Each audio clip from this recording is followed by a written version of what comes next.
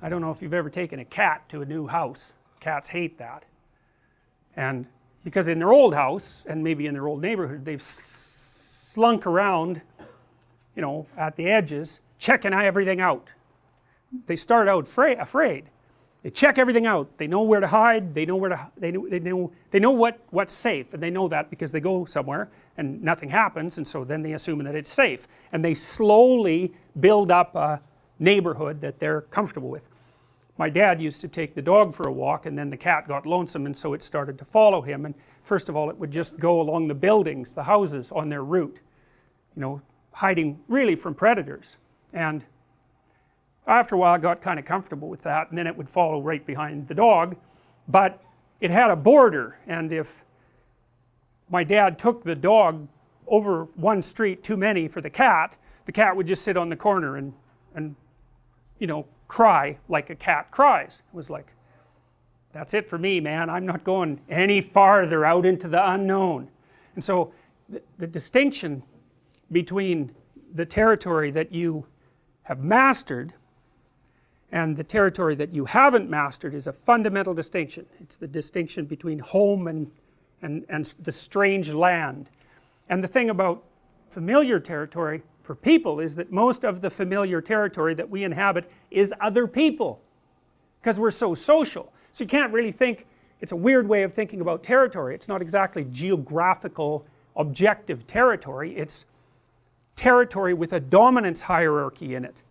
And the dominance hierarchy has a predictable structure, and you know where you fit in it most of the time, and so that when you act out in that territory surrounded by your people, then often you get what you want, and you're so thrilled about that because you just don't want someone acting erratically around you, like, and you know that. So you walk down Bloor, and there's people there that should really be institutionalized, but we deinstitutionalized them all so they could be free, and free to be, you know, suffering and malfunctioning out on the street. That's what the freedom ended up being.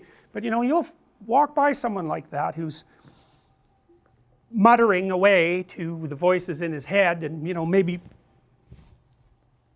striking out against whatever it is that's plaguing him, and you won't make eye contact.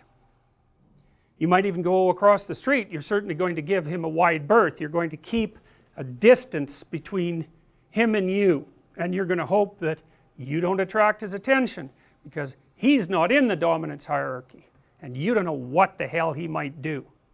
And that's unexplored territory too. That's another way of thinking about it. Like, we inhabit time and space, not just space and not just time. We inhabit time and space, and our territories are spatial temporal. We're here now, and this is safe now, and it's safe partly because of the physical structure and it's working, but it's also safe because none of you are manifesting peculiar behavior.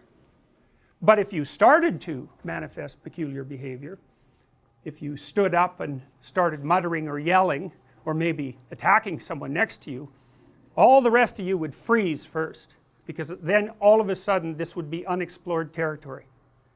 The match between what you want, which is a peaceful lecture that you hope has some content, the match between what you want and what's happening has vanished. And so then you don't know where you are. And so then what do you do when you don't know where you are? What do you do when you don't know what to do? Well, if you're a computer, you just crash. But you know, what good is that to you? You're just going to die? That isn't helpful. You freeze first, and then maybe you cautiously attend, or maybe you don't. Maybe you just keep your damn eyes averted and you sit there and you hope that no one notices you.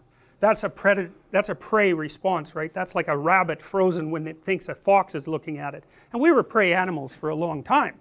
There was a cat that they recently discovered, a prehistoric cat that had this bottom single tooth, and they found out that a human skull fit right inside its mouth, and so it could grab you here and pierce the back of your skull with its single tooth, and that's what it was evolved for.